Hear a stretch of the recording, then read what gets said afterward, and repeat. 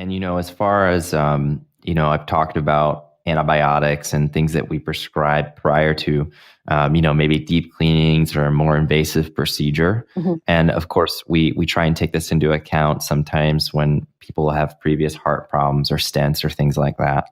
But it's still even controversial to this day.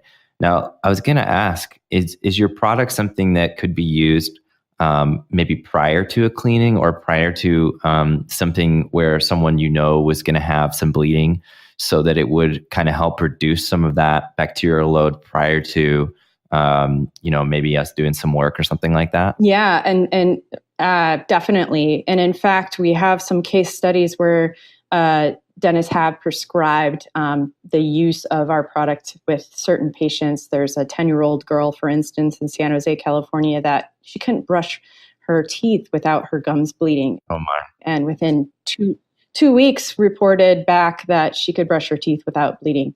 And so it is a really important, gum health is very under discussed, I think, in dentistry. Oh, definitely. No, you're right. We're so focused on teeth, which makes sense, but gums are so important. And if people are walking around with wounds to the surface area effect of like your forearm, you would go to the emergency department, right?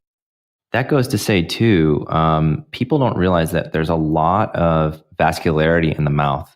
So in terms of how much vascularity you have in your forearm, right? Like what you were just saying, it only takes a small amount of surface area in your mouth to be equivalent to that. Yep.